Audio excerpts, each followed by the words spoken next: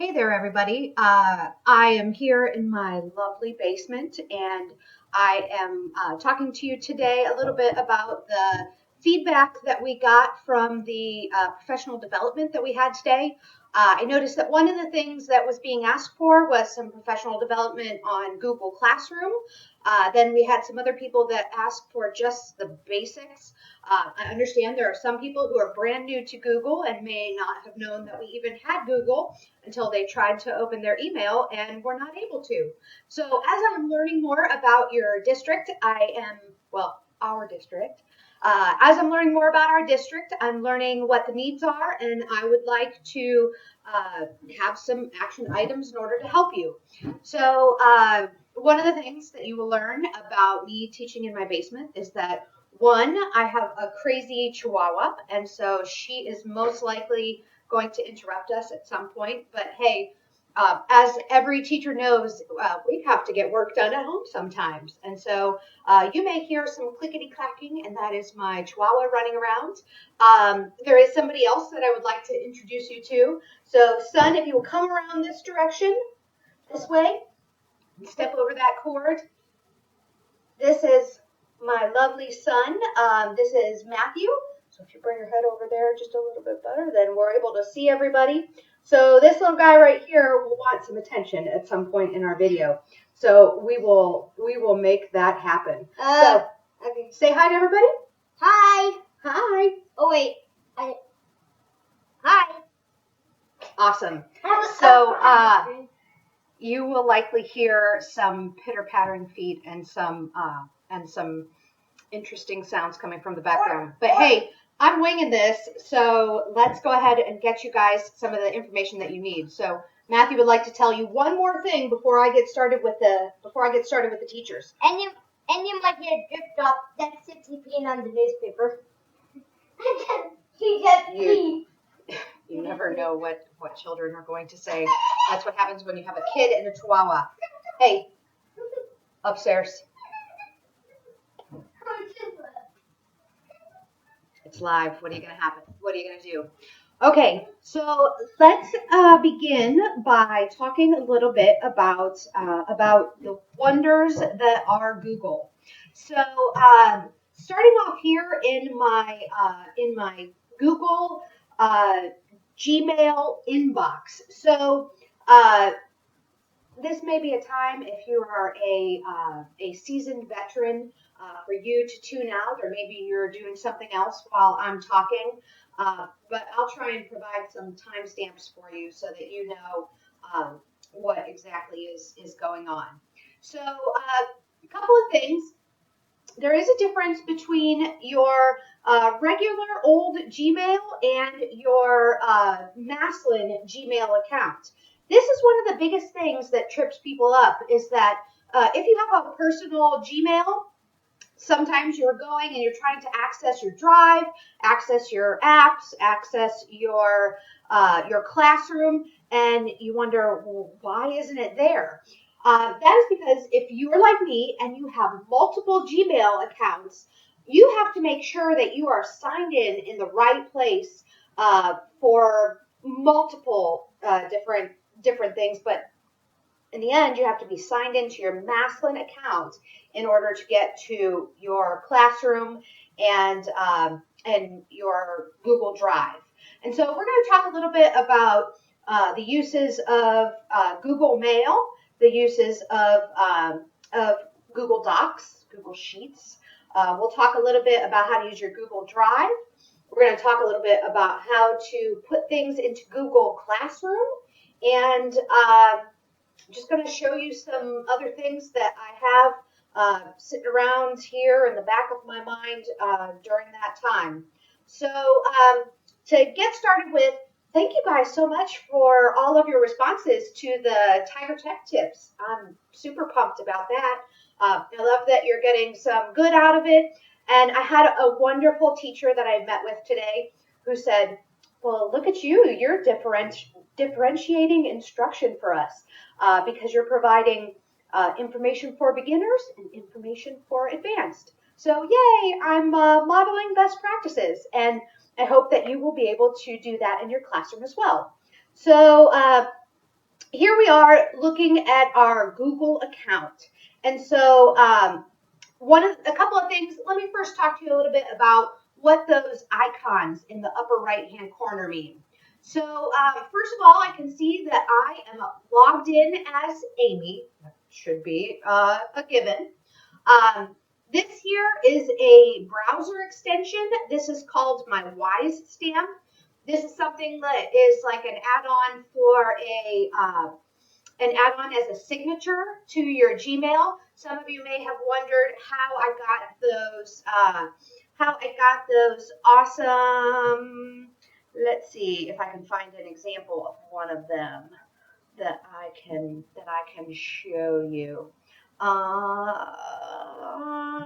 can probably look at this one. You can see down here it shows this Dr. Amy Hollingsworth, Technology Integration Specialist, and all of my information, and then my Maslin Tigers. If you wanted to get a stamp like that, then you absolutely could do that through YStamp. And so that is over here. So let's go to Google Drive here. Here I have my 9 little boxes that lead to my Google Apps. Now I'm going to show you one thing that messes people up when we're going from Maslin Gmail to an outside regular Gmail that you may have signed up with for free. So here I've got my Google Apps. And these are the ones that I have through Maslin because there I can see my beautiful picture. I am signed in there. So here I can access all of my Google stuff through Maslin. If I continue down here, you can see that I get to Maps, Translate. Here I get to Google Classroom. Now, Google Classroom is only available through Google Apps for Education, or that GAFE that you sometimes hear me talking about. So if you are signed in as anything other than Maslin Google, Maslin Gmail, you won't be able to see those classroom documents. Now, I am aware that there are some people that need to be reset as far as their Google Classroom goes, but it is 7:16 and nobody else is working but me. So I'm gonna put that on my list of things to do tomorrow. So if I were logged in as my personal Gmail, I wouldn't be able to get to Classroom. So for example, if I were to switch over to my personal Google, my personal Google account, here I can see different Amy. I have a different picture there, and I did that on purpose. I am Amy B when I am BioTeacher 2. And if I were to open my Google Apps here, notice that there are many, many, many less apps over here. So even if I go down to more, I'm still not ever going to get to Google Classroom because I am now signed in as a different version of me. And so since I am not signed in as ahollingsworth at maslinschools.org Gmail, I wouldn't be able to get classrooms here. So one of the things that you may find, and one of the wonderful teachers at the high school pointed out to me that he just couldn't get to his Maslin Gmail, is that you have to make sure that you're signed in as the Maslin Gmail. You have to make sure that sometimes that both your Chrome browser, the overall, and your Google web page are both signed in as Maslin. Because otherwise, you're switching back and forth between Gmails, and that could be kind of difficult to figure out which is the different one. So I don't want to be logged in as Amy B. I'm going to close this up. I'm going to stay logged in as Amy here at Maslin. And so I know this is me. So if this might be a little helpful tip or trick for you, if you would like to give your accounts 2 different pictures, that way making sure that you know who is you on the internet. I suppose that works. It's time for me to have more of my coffee. And I'm watching my kiddo and my dog dance around up there. So, okay. So continuing on with our Google overview. So the only way I can get to Google Classroom is to get to it from my Maslin Gmail. So I'm going to click on my apps right here, go down to more. I wish there was a way to move this Google Classroom up, but there doesn't seem to be any way. I keep trying to drag it up there.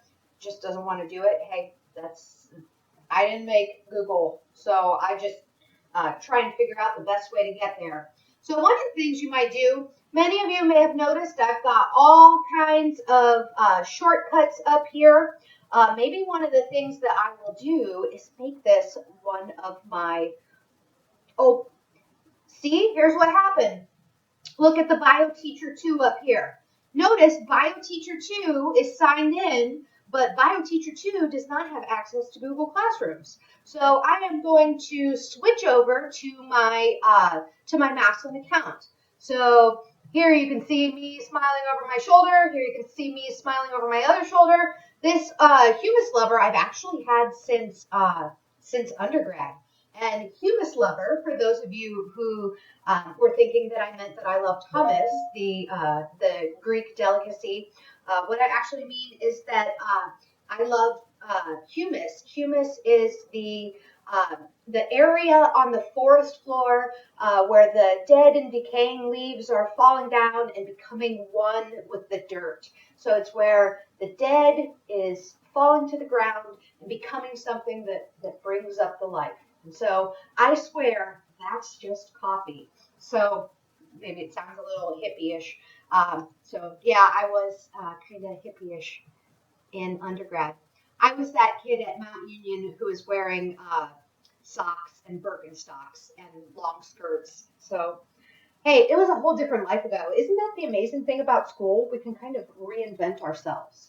So here you can see that I am signed in this upper corner here as A. Hollingsworth at maslinschools.org. So if I were signed in as something else, I wouldn't be able to get to my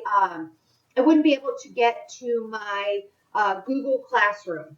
And so we're going to take just a really brief tour. Let me see how I'm doing for time because I don't want this to end up running too long. 12 minutes. Felt like 20. Okay, so let's keep going here. Here you can see that I had a Maslin Teacher PD, and I had created this just so that the teachers that I was working with at that PD that one day would be able to see Google Classroom in case they weren't able to log in, but I ended up kicking everybody out except for, I think the only 2 students that are left in there are James, Tom, and Toby Guertol? I'm not sure exactly how to say that. Okay, so what you can see here is I am inside of my Google Classroom right now. So you should have your name and your lovely Maslin picture that you've uploaded. You have the name of your course, and I uploaded a photo here in this lower right-hand corner here, and I invited both James and Toby to be my students so that I could mess around with it a little bit and see if I could get it to work. One of the ways that I had them join my class is that I have here this class code. And so this class code, I don't want to reset it, I don't want to disable it, but the class code is the way that your students will be able to join the proper class. So you will have however many mods, however many sections, however many periods. Not sure exactly what you all call it here in Maslin, but I do believe it is mods. So you would have one for each mod that you're in. Notice I could go over here to my classroom main menu. I can go back to my home and I can see my other class here. So I don't have any students in this other class. I made it like, this is 4th mod. So notice I haven't really done anything with it yet. I haven't uploaded any photos, selected any themes. There's no students in there. This was just me messing around and seeing if I could make another class. So up here at the main menu, notice that I have assignments here. If I were to click on this, I would be able to see all of the classes, all of the assignments that students had either done or not done. I threw one out there to Toby and James, and I said, you guys do this assignment about cells, and James did it and Toby didn't. And so I can see one that is done and one that is not done. This is basically like the teacher inbox. This is the basket where students put their assignment so that they will be able to turn it in. So let me show you a little bit about this assignment that I made for them. So here is where I sent it out to them. James did it, Toby did not. If I wanted to, I could download this assignment or all assignments. And this is where your students would go to return the paper to you. So basically, you're passing it out to them and they are turning it back into you. You can see this in your Google folder. So you should have a classroom folder inside of your Google Drive. And here you can see two people. Well, Rachel's not in my class anymore, but James filled out this document. So see, it says docs.google.com. This is cells, and this is his name attached to it. So come up with a better naming system than just cells. Cells, you're not going to be able to find it when it's done. One of the things that I would suggest that you do is that when you make these assignments, number them. Like the first assignment that you do the first day is named assignment 1, then the title, and then some descriptive terms, or maybe the instructions for the different mods, or whatever it is that you're doing. So I turned this to James, and I said, tell me everything that you know about cells. And he said, I know that cells are used in jails. So that wasn't extremely helpful for me. And then he went back and said, not much. So notice that I put some feedback in here for him. This will be a great thing for you to be able to do for your students. I put, tell me more. I need you to extend this a little bit more. Once students turn in their assignments to you, they shouldn't be able to change them. So you get the assignments, and then you provide your feedback, and then you can send them all back to the students. You can release them all back to the students. So 2 ways to give feedback. One is with these comments over here. In order to insert a comment, you just click on whatever it is that you're going to put your feedback in. You go to insert up here, and then you can insert a comment. And this is my new comment. And so when I comment on this, then this should send this back to James and tell him that I made a new comment on this. Another way that you can make comments is you can use a different font. I use purple all the time and bold just because that's what I always use. Not many people pick purple and bold, but I feel purple and I feel bold. So I can provide all my feedback and send this back to him. And so we go here. Notice that we have my drive, my classroom. This is the class mod, and then this is the assignment. So if we go back up and look through this, you can see I have the cell assignment. I have a science and math assignment. I have some templates. So all of this is in my classroom.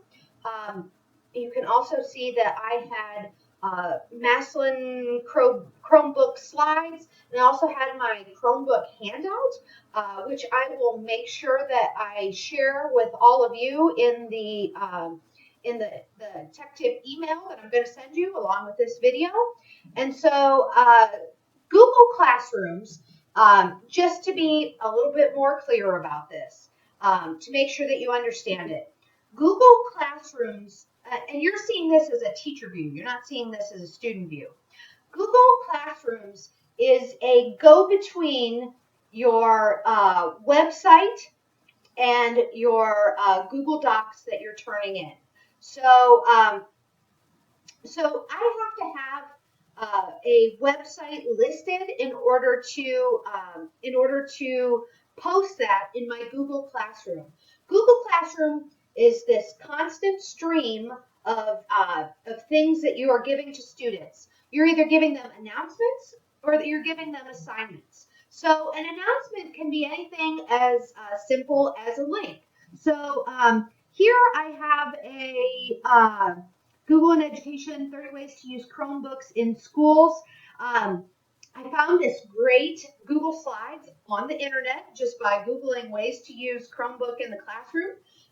And so I want to share this with all of you.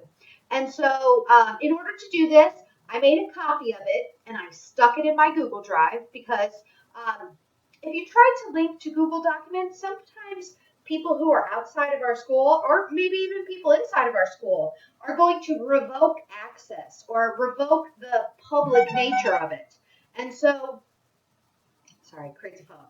So as people revoke access to things, they can go away. And I don't ever want this to go away.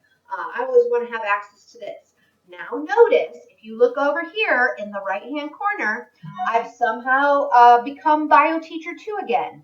I don't know how that happened or why that happened, but just note that if you have multiple Gmail accounts, sometimes it magically goes back. And there's no rhyme or reason to it, or at least there's no pattern that I have picked up. And having a doctorate in education, I've gotten pretty good at recognizing patterns. So I will admit, I do not know.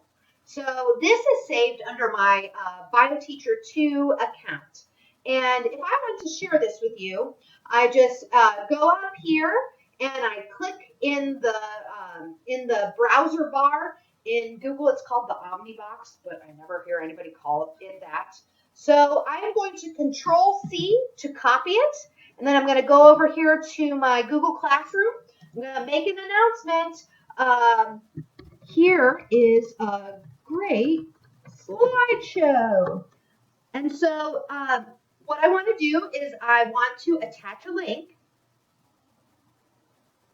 No, that's not what I want to do. I want to attach a hyperlink. So let's note what these buttons mean right here.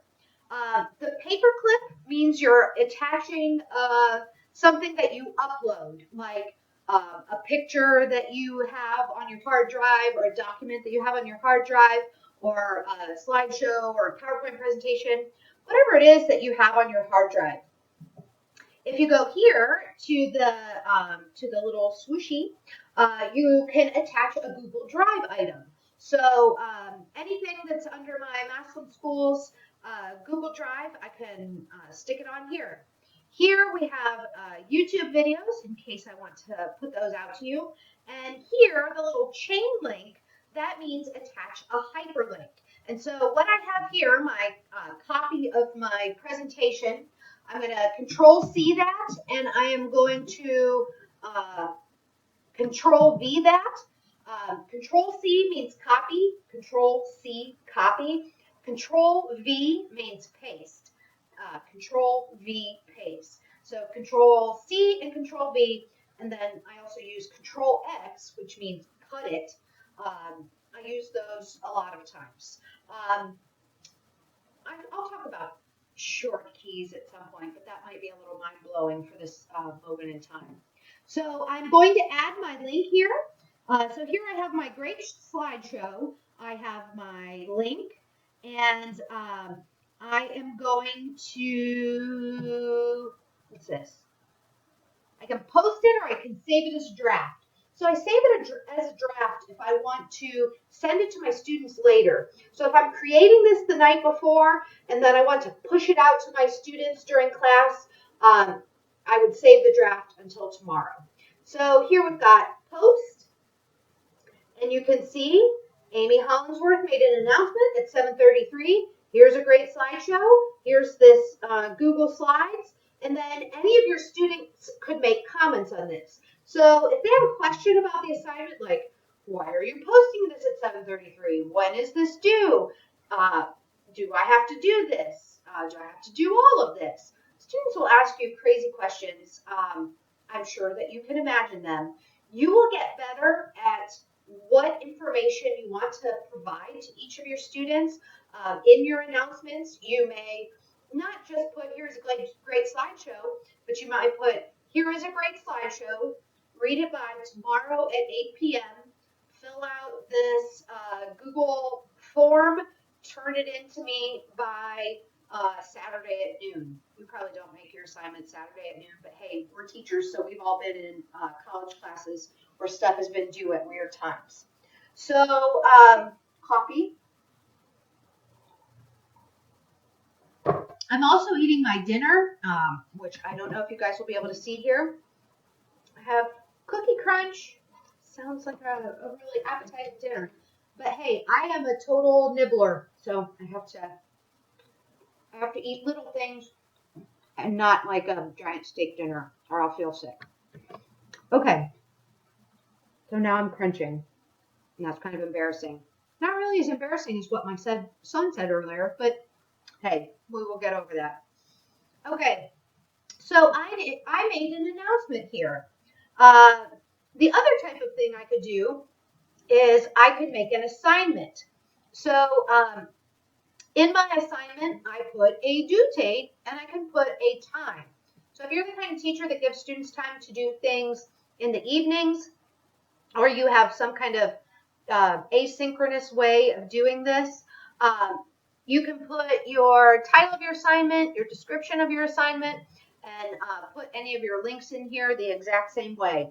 And when I would hit assign, so title of assignment, assignment 1, cells and stuff. And here I'm going to say cells and organelles and cellulose. Oh my! I don't know. I like to keep it fun. And here I'm going to make a new Google Doc so that you can see what my assignment might look like. So here I am in my Google Drive. I'm going to create a new Google Doc.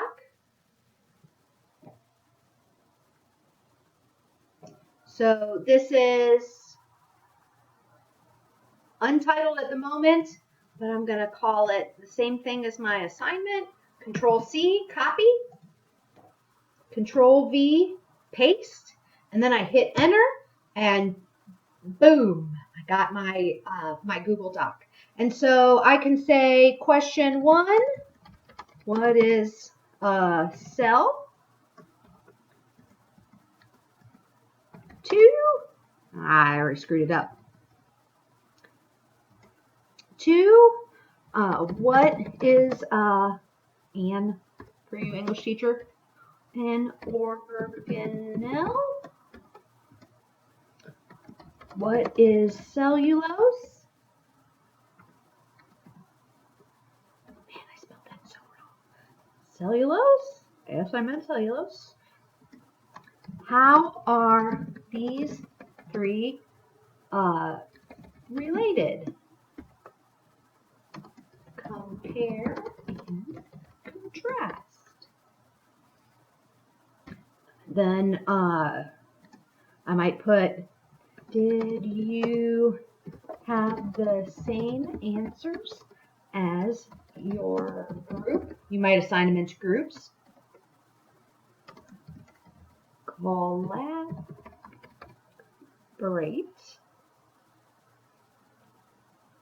and report back.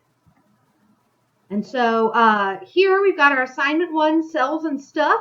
And it's all about cells. And if I wanted to, I could go find some kind of awesome picture of cells. So I Googled it. And then I go to, ooh, look at all these images. They're beautiful.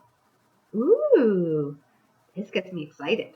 So I am going to, I like all of these pictures. So I'm actually going to take a screenshot of this and I'm gonna stick it here, up, back, boom. That's so pretty. So I copy that. Let's put this here.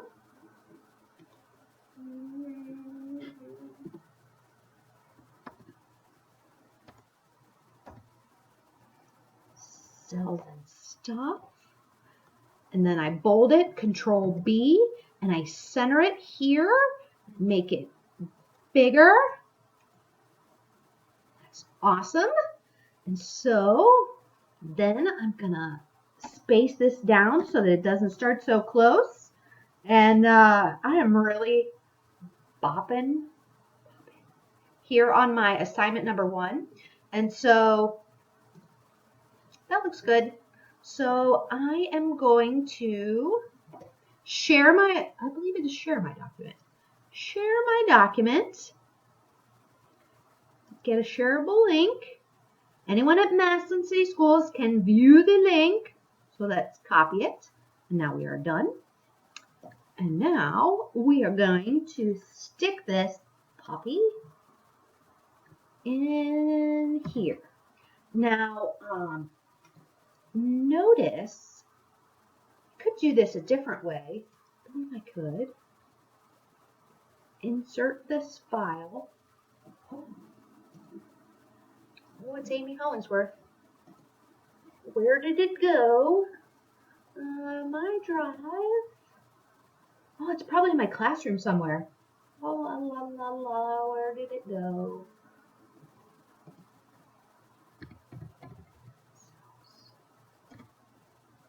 Where's all my cell stuff? Oh, look. This is the really cool thing about Google, and I don't know if you've realized this yet, but I can find things based on what they look like. So I will always have this memory of what this assignment number 1 looks like because I stuck that beautiful picture in there. You might be a really visual learner and putting a picture, a great picture that goes in your assignment, this would be a great way for you to be able to find that document later because I have lots of stuff that's in here about cells, obviously, because I love science and I've got all kinds of science stuff. But this is the only one that looks like that. And so it helps me to be able to find it again. Okay, so I double clicked on that. Yeah, look how much better that looks. Ooh, let's get rid of that puppy. Students can view file, students can edit file, make a copy for each student. There we go. So now I am going to put that first assignment out there.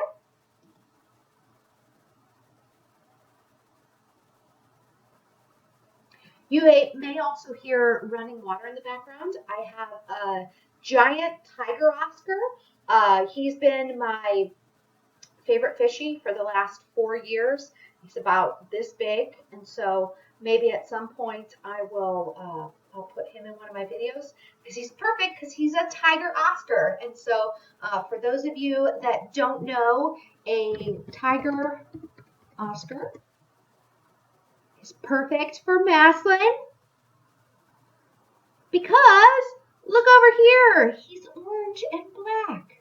I was destined to work here, guys. This is like putting all the little dots together. How amazing. So here we go. I've got our assignment number 1. Notice that nobody's done it yet. So there are 2 people that are not done. It is due on Thursday, August 20th. So I believe it just gave it a 24-hour rule. What happens if you hit these 3 little things here? Ooh, I can edit or I can delete it. So if I edit it, maybe I want to give you guys more time. Boom!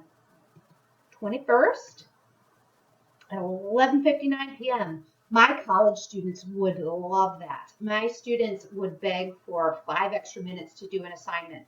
And one of the things that they will tell you is like, oh, I missed the turn-in date because I had problems with my computer.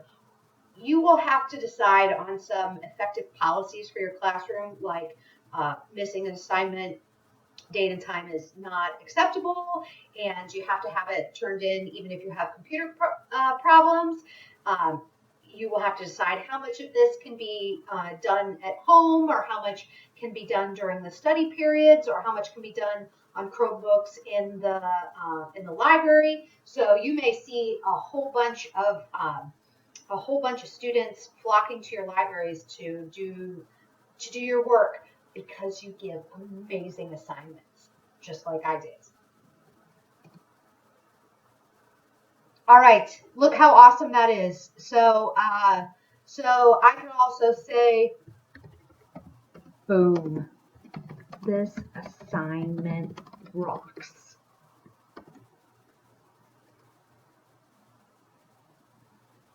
Doesn't get much better than this. So notice that my assignment came from my Google Docs, which I created through starting with my Google Drive. And if I wanted to use some kind of educational resource, I would have to get that resource from a web page. And so some of you may have Google Sites. I personally am not a fan of Google Sites.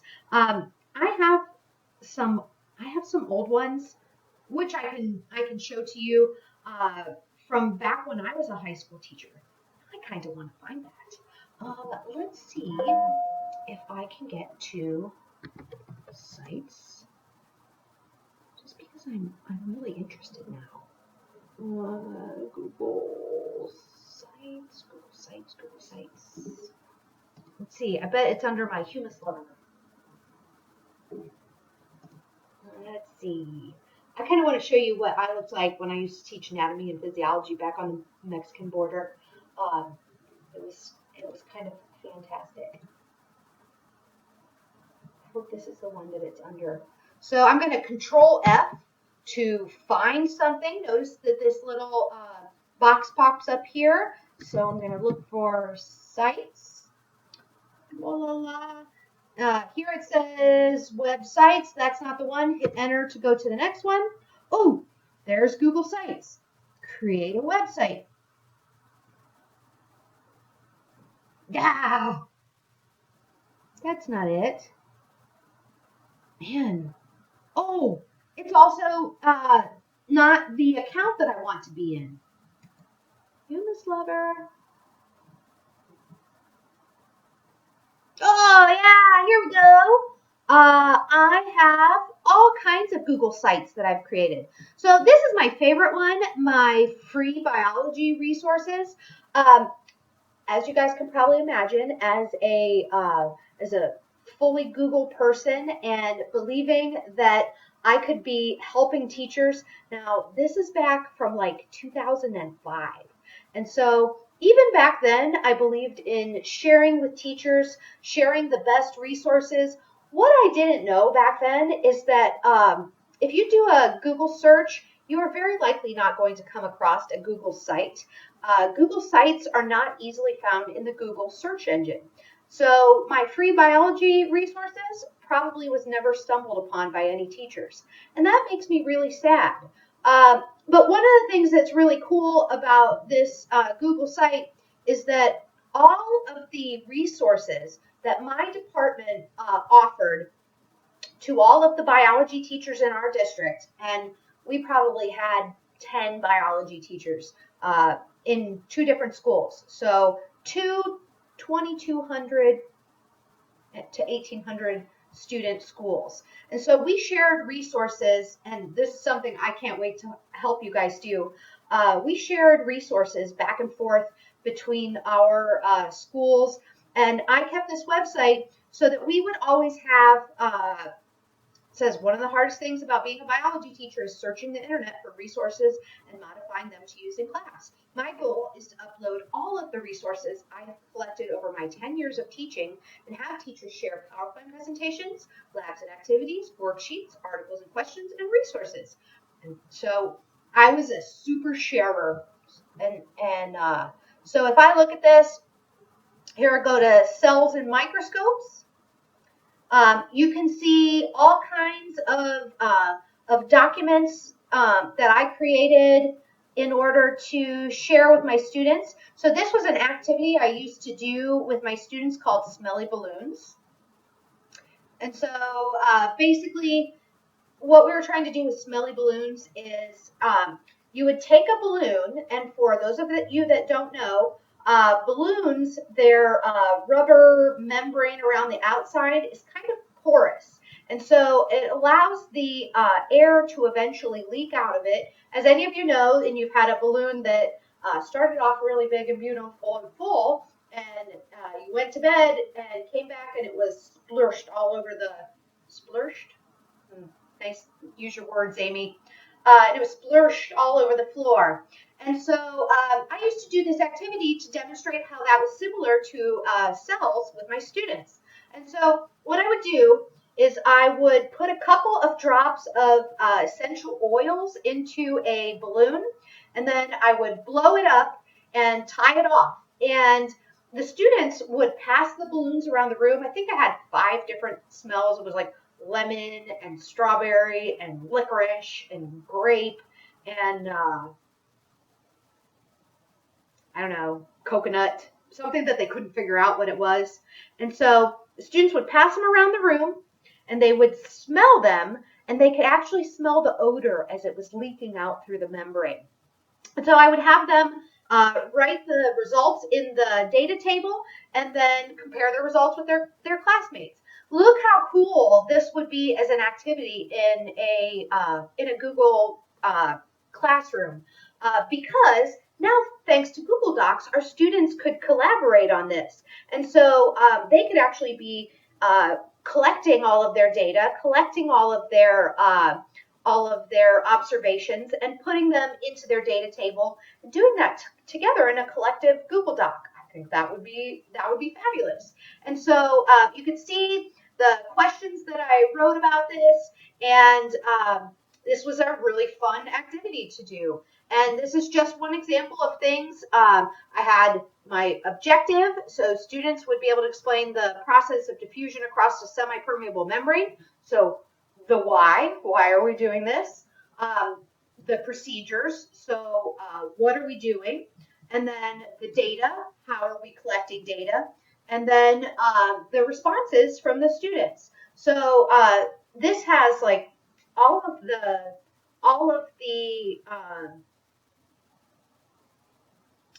gosh, lost my words now. It has all of the aspects of a good lesson.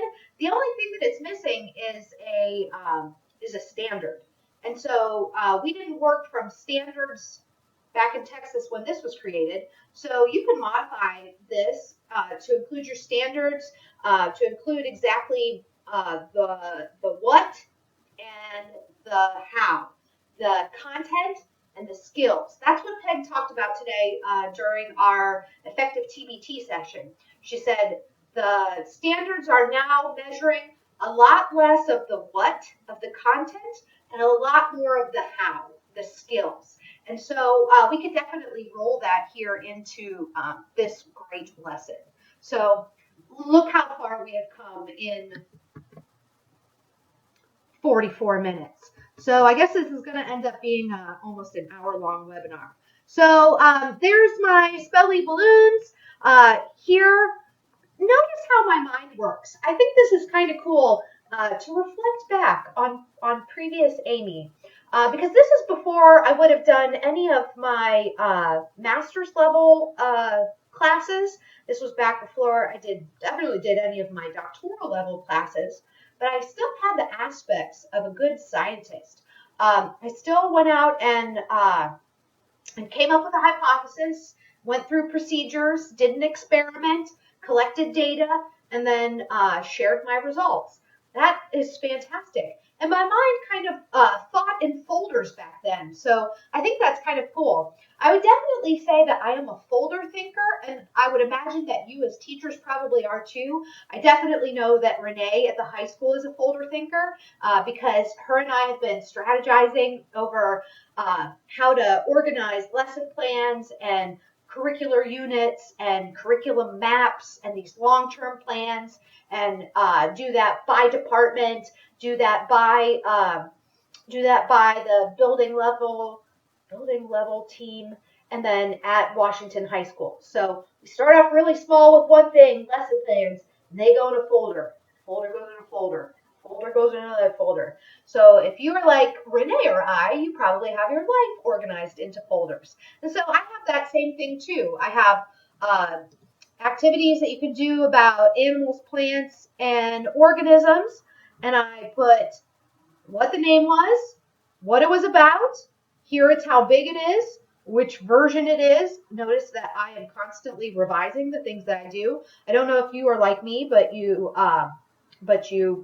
probably never just leave things as they are. You probably tinker, tinker, tinker. And so I tinker, tinker too.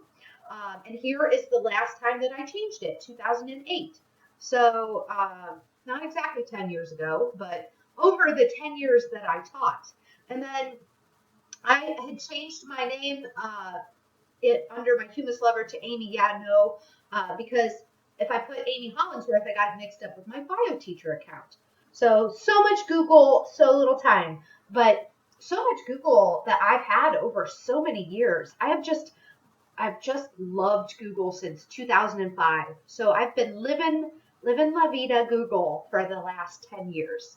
And so here you can see all kinds of cool stuff organized into these folders. Notice that it's gotten better. We didn't used to have Add from Drive. That's fantastic. Here I had articles and questions. So as a science teacher, we put out great articles about science and then ask questions about them. So you can find all of these. And so if you like Google Sites, then use it. I mean, look how even 10 years ago, I was using Google Sites and I was organizing it like this. And I always think that it's cool for teachers to see how other teachers did it. So back when I was teaching biology, this is how I did it. And this is how I organized everything. And this was so that I could share things. This wasn't so I could share things with students, which is so cool that we can do now. This was so that I could share things with other teachers because I'm a sharer. And welcome to my home. I am oversharing. So all kinds of cool stuff that you can find. Maybe I'll put the link up here so you guys can look through and see how I put this together. Oh, look what I put here. I use the articles and questions as assignments on the days I'm a substitute teacher. So these are essentially subfolders or Blizzard bags. So there I see as solving two problems that I've heard over the last couple of days. So that may be something that you want to do. So close this up. I did some other really cool sites. None of them are as really cool as the site that I have now. And I will tell you, I have put a ton of work into this and a ton of money. But I use it as my platform for publishing my textbooks. So people want to know that the person that's writing their textbook is a real person. And so there is the 7-Minute Scientist, and that is this fantastic picture of me. Notice that I have some links up here to digital resources. I have my Biology with Technology. I've had several of you tell me that you want to use Weebly's in class. This was the Weebly that I used with my biology students. So notice that I did this from June of 2011 to April 2014. If you were to Control F, so try to find something on this page, I could put in anything like cells. And oh, it doesn't have anything on here about cells. It has cell. Oh, look. No, here it is. cell division, and cells. So if I notice all of these topics that I've made are all these tags that I've made. So not only could I find it by date, I could find it by category too. And so here is my all of the different things that I have published about. What I wanted to do was make these categories searchable for my students so that if they knew that they had a question coming up about cells on their test and they wanted to study cells, then they could click on cells and they could go back to all of the things that I published about cells. So here I have, notice, good practice again. Everything comes together, labeled by day, labeled by chapter, labeled by what it is. I got really good at labeling, and I use this same formula all the time. Which day, what chapters, study guide. And then I embedded this in my website. Now, I am noticing that this is not working so well. Now you can embed Google Docs in your Weebly. And so rather than doing this was the old school way of doing it. We used to use Scribd. So Scribd was a service where I could upload my Google Doc and then embed it in my website. But obviously it's not working very well now because they changed the format. But notice other things that they can find. Here's a video about DNA structure. Here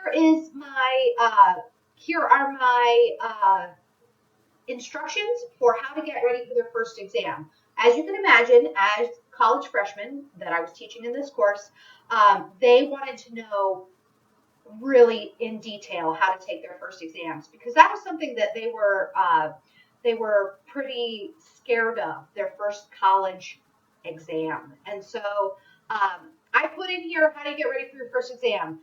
Then I also put in a study guide. And here I have my September 12th PowerPoint. Obviously, day 6, September 12th, chapter 3. Here it is in Scribd. And so the students could click on this. And this is all of my PowerPoint slides. And you could go back and you could look at all of my lectures. This was back before I recorded them on videos like this. But you could look back through these lectures and find out information about the stuff that I talked about in class. So they could see the slides. That way they didn't have to be like furiously scribbling. They had the slides, and I always put them up beforehand so that some of my adult students wanted to print them out, so that's great for them. Some of my students want to be able to find out what they're in for. Unfortunately, some of my college students wanted to decide if they were going to skip class or not. Yeah, nothing you can do about that. A little different situation here now. But you can see the way that my PowerPoints were set up. This was really helpful for my students to go back and be able to study it and be able, this gets me back to my heart, my biology stuff. And so they could go back and they could find any of this information. Down here, they could look through the document. They could open it up. Oh, this one I biffed on, so I will admit that sometimes I don't get things up before class. Here's the day 5 presentation. I used to use clickers with my students because I wanted them to be actively engaged in my course. And so they would, like you're going to see with the Chromebooks, they came to class with all of these excuses and why their clicker didn't work. And I got to the point where I said, clicker's got to work. You're responsible for it. And so I would remind students very helpfully, though, power up your clicker. And definitely in these later years, I said, turn off your cell phone ringer because the phones would be ringing in class.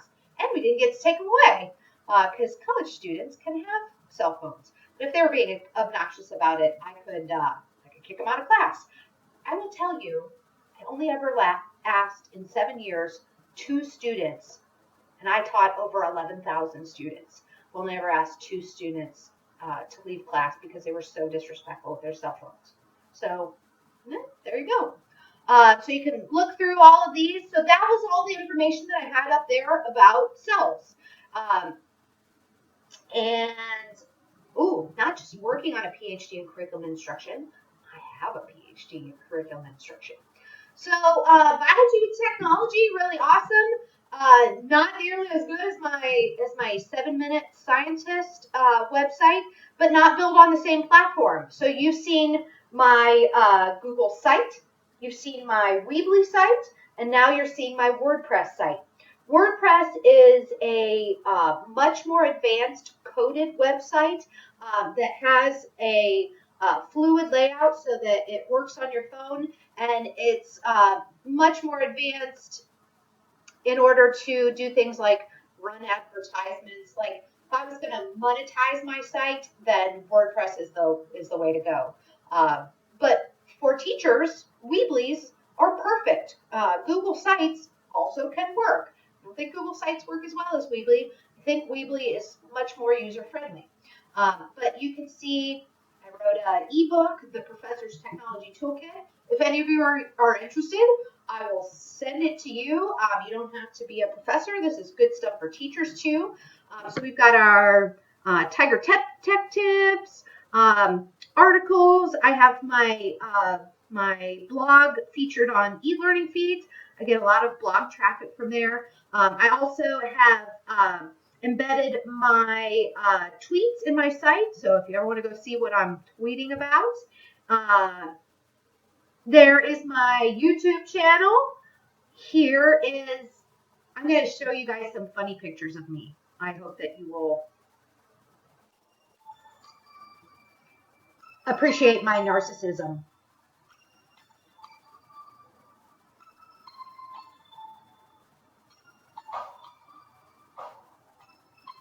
I like to take selfies.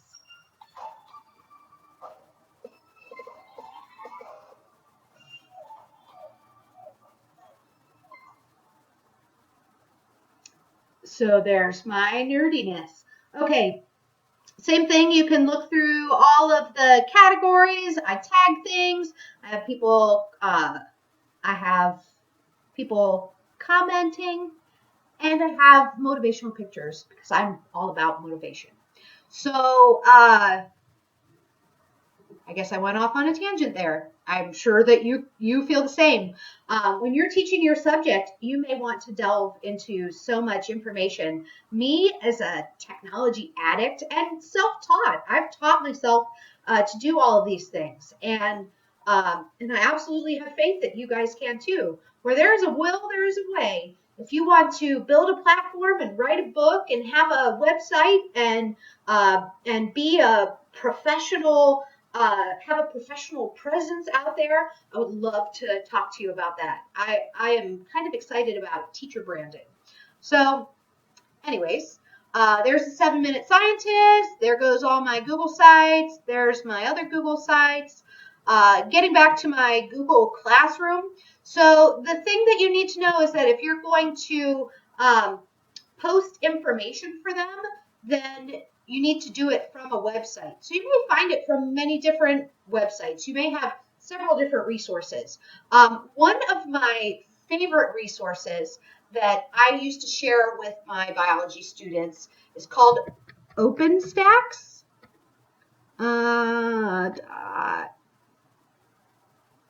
.org. Didn't know what it was. So OpenStax, is that right? Yeah. How do you get to it? OpenStax College. Professional grade college textbooks for free. So they have all kinds of subjects here. If you are faculty, and I'm pretty sure that you guys could sign up to use this for advancing your students. Let's see, faculty.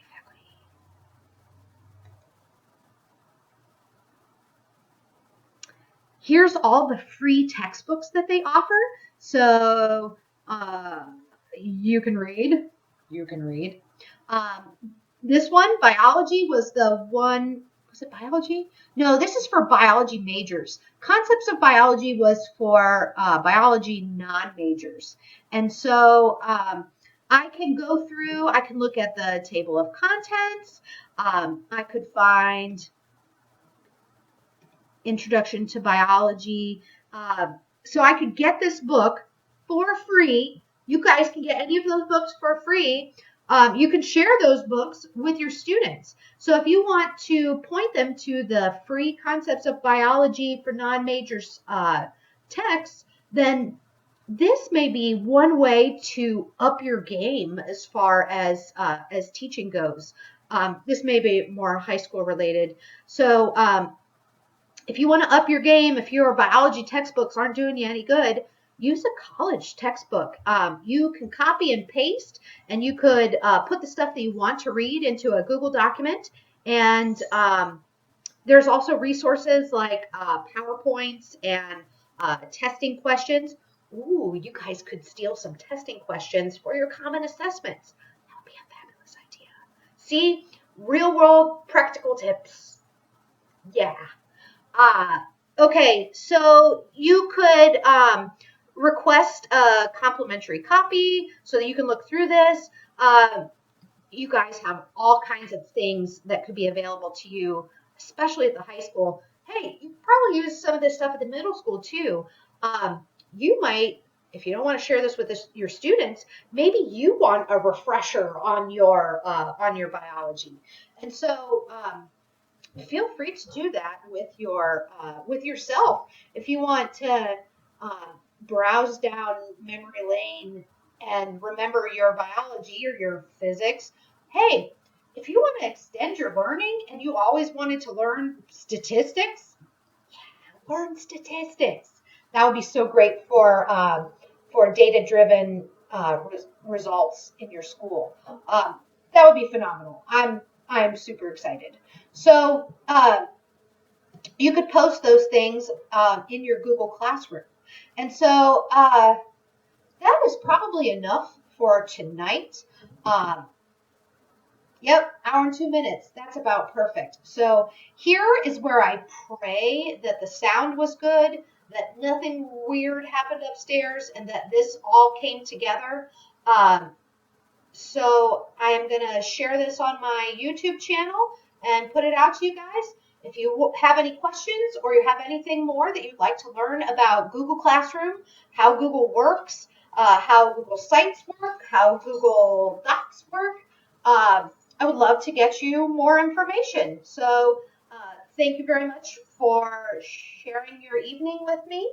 And I'm going to show you something before we go.